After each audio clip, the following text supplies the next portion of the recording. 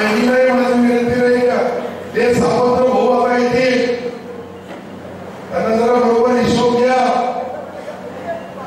आणि सगळ्या भावापेक्षा मी तुमचा भाऊ तुमचा सांगणार महिंदार रोजगार सगळे काम केलेलं आहे त्याची सत्ता माझ्या शरीरामध्ये घुसलेली मी एक सामान्य कार्यकर्ता एक सामान्य 30 रुमाल 40 रुपये मीटरचा कपडा आणि 18 रुपयाची टोपी आज माझ्या जातीचे फार दिसून टोप्या कारण आज 2 तारीख गांधीजींची जयंती आहे लाल बहादूर शास्त्रीजींची जयंती आहे या महामानवाची जयंती आपण आल्या साजरी केली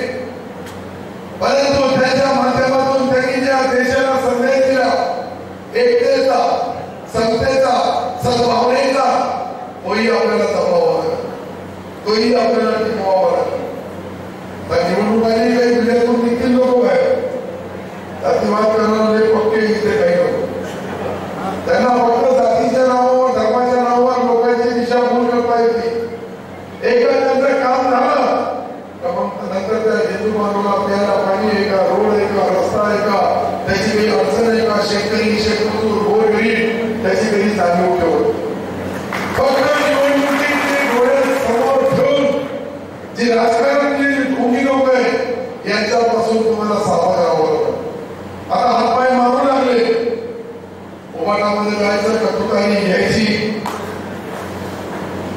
कपाईला घ्यायचा काही लोक हँग झाले वाढवण्याच्या दवाखान्यामध्ये ऍडमिट करण्याची पाळी आता निवडणूक लागली का खटाखट बाहेर येतात काही दलाल खरेदी विक्री संघाच्या माध्यमातून येतात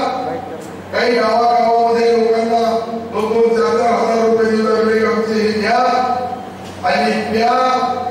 आणि त्याच्या कार्यक्रमामध्ये काहीतरी अडथळे निर्माण करा मला आश्चर्य वाटलं मी ती टीम पाहिली सगळ्यांनी धोत्र्यामध्ये ते कार्यक्रम झाला मला वाटतं की याच्यापेक्षा थोडे कमी लोक असतात पण इतका मोठा कार्यक्रम झाला मला विजू बाबा बोलले साहेब काही झालं नाही सगळे पहिल्या तिकडे त्या दोघांमध्ये कार्यकर्त्यामध्ये भांडण होत होते ते सोडवायला गेला तितकी धक्काबुक्की झाली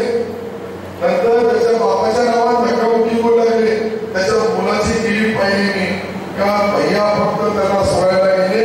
माझे वडील येते आणि आम्ही साहेबांचे कार्यकर्ते आहात ते फक्त बदनाम करण्याचं काम करतो मला तो वर्तमानपत्रावाल्याचा टीव्हीच्या व्हिडिओवाल्याचाही आश्चर्य वाटतं मुझे लगता है कि कुछ लोग अपना ईमान धर्म बेच रहे वो टीवी के माध्यम से बेचता है और कोई वर्तमान पत्र के नाम से बेच रहा है और अपना धर्म बेच रहे उनको ईश्वर अल्लाह भगवान कभी माफ नहीं करेगा त्यांना भगवंत कधी माफ करणार नाही खऱ्या बातम्या द्या सत्य बातम्या द्या खोट्या बातम्या देऊन तुमची टीआरपी वाढवायची असेल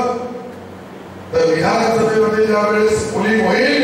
त्यावेळेस तुमचे काळे तोंड तुम्हाला त्या समस्यामध्ये पाहावं लागेल हे गॅरंटीने सांगतो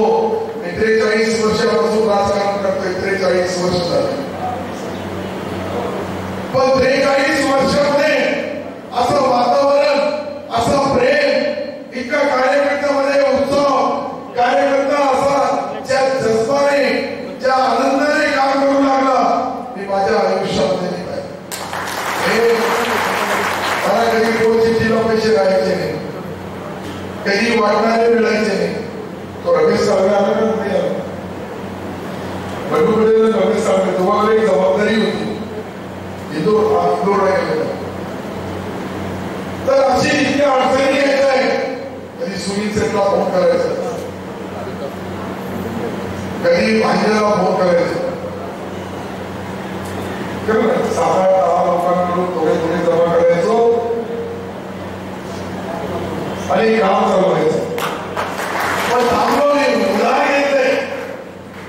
घेतले ते म्हणजे हा तुमचा इंटरेस्ट असेल ते मी देईन ते मला नाही साहेब तुमच्या समोर इंटरेस्ट घेणार मी बाबा पाटील गवा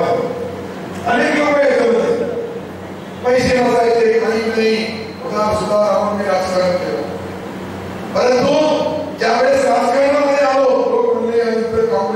माझी चौकट लागली हिंदूची हा मुसलमान कसं निवडून येईल हे मला मी निवडून येईल.